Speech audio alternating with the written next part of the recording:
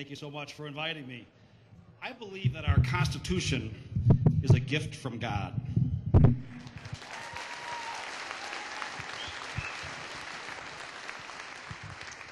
And that we have a duty to fight to protect it.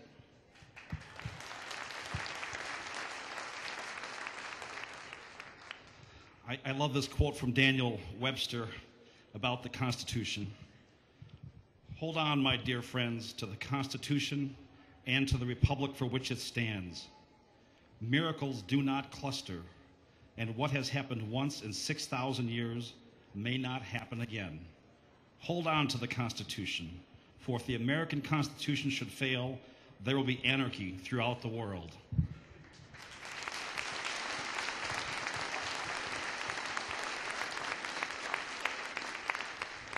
And he's got one more. I can't help myself.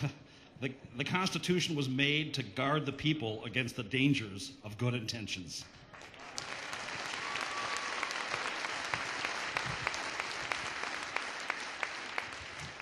Now, as a state circuit court judge, I deal with the Wisconsin Constitution primarily, and so I've been asked to come and talk to you about that, the Wisconsin Constitution.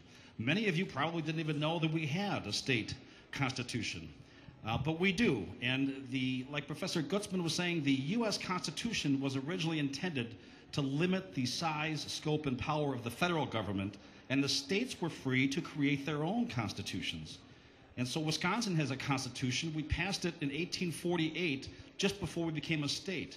We're one of the few states in the country to have kept the same constitution since our inception. It's been amended several times, but it's the same basic constitution. There's a couple of passages that are my favorite, and I bet you didn't know this was in the preamble. We, the people of Wisconsin, grateful to Almighty God for our freedom,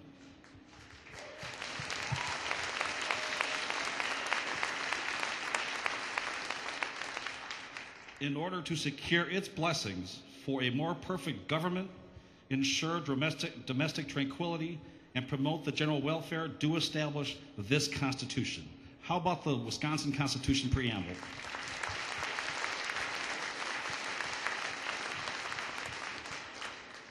And Tim Dake was up here a few minutes ago talking about some amendments that are being proposed. The process to amend the Wisconsin Constitution is not as cumbersome and difficult as it is to amend the United States Constitution.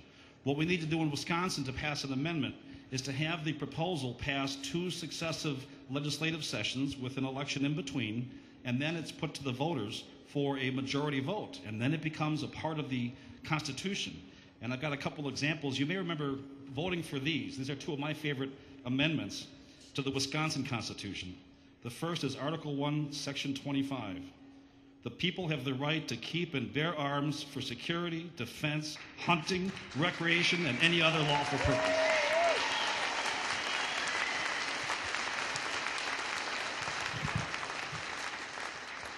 And you may recall this one from 2006. Only a marriage between one man and one woman shall be valid or recognized as a marriage in this state. A legal status identical or substantially similar to that of marriage for unmarried individuals shall not be valid or recognized in this state.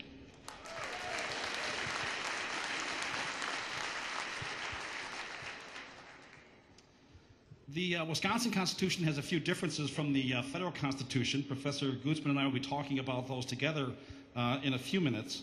But it's important that when you're talking to people who are running for office, that you ask them if they've actually read the Constitution. Now, they have these little pocket-sized versions. I've seen a few around here of the Constitution. And I think it's good to have those with you when you're going to talk to a candidate. You don't want to embarrass them or hit them over the head with it, but you want to educate them. So bring a couple copies along, ask them if they've read it, highlight the important provisions, like the limitations on Congress in Article 1, and see if they will pledge to follow that. And if they do, that's a real big step in the right direction. So it's important to be educated about the Constitution and to elect leaders and officials who believe in the Constitution, both the state and the federal Constitution. Now, as far as the judges are concerned, we do have issues in this state. I ran in April against one of the most liberal activist state court justices in the entire country. Now, she's been an incumbent for 33 years. I was not successful this time, but there will be another opportunity in the near future, I hope.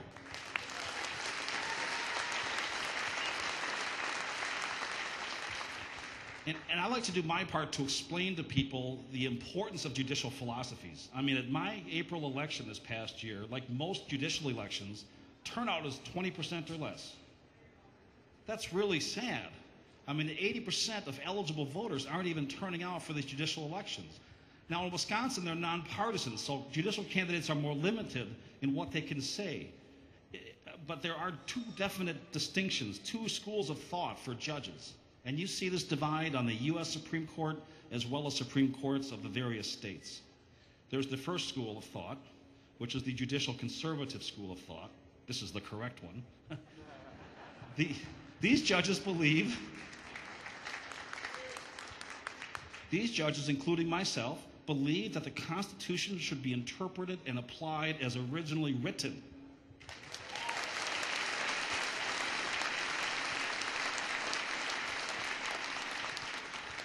You look to the intent of the Founding Fathers, you look to the actual words that they used, and whether you agree with it or not, you apply it the way that it's written. So, you know, if I, as a judicial conservative, if they pass a law in Madison that I don't really agree with, as a judge, I'm bound to uphold that law, and I'll do so. That's the way it has to be. That's a true judicial conservative. Now, judicial conservative is different from political conservative. You can be both, you can be one or the other. Judicial conservative means that you're true to the principles of the Constitution, as Professor Gutzman explained, as I'm explaining the Constitution reads. Judges are nonpartisan in Wisconsin for that reason, so they can carry out the Constitution the way that it's written. If I wanted to be a policymaker, I'd run for the legislature or for governor or some other partisan office. The other school of thought, this is the wrong one, are the judicial activists or the judicial liberals. You may have heard the term living Constitution. These liberal activist judges view the Constitution, state and federal, as sort of a breathing, evolving document. And of course, the big danger there is they can use the Constitution to justify imposing any of their personal views on any of us. Many liberal activist judges see themselves as sort of philosopher kings who know better than the common people. And they see the Constitution as an obstacle that they need to overcome to impose their will on the people. And it's very dangerous, and that's the divide. Now, in Wisconsin, thankfully, we've gone 4-3 conservative with the election of Justice Michael Gableman a couple of years ago. But I want you to watch the judicial elections and be involved. Justice Prosser is up next year for the Supreme Court, 2011 Wisconsin Supreme Court. I'm not sure if he'll be opposed or not, but he is a good conservative judicial officer, and I would encourage you to get out there and help him and support him when he's running next year. I think it's likely the liberals will run somebody against him because it's a 4-3 split. And, you know, when we had a liberal majority in Wisconsin on the Supreme Court from 2004 to 2008, you may remember some of these cases, some of these decisions. I talked about them when I was campaigning.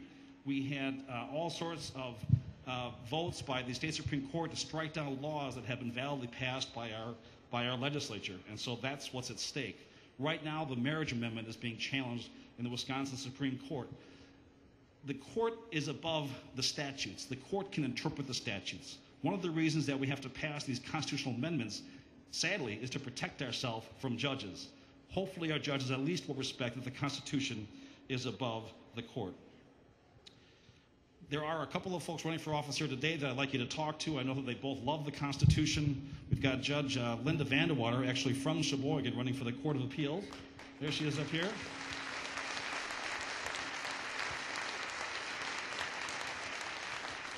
Rebecca Clayfish down here, running for Lieutenant Governor this fall.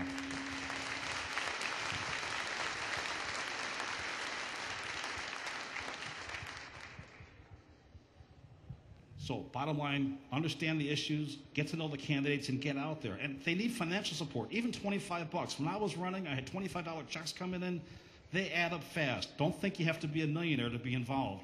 And if you can't send money or you can't send much, contact the candidate, door to door, get out the vote. You know, 20% turnout is just pathetic, and you can have a big impact on that if you'll bring along 5 or 10 with you.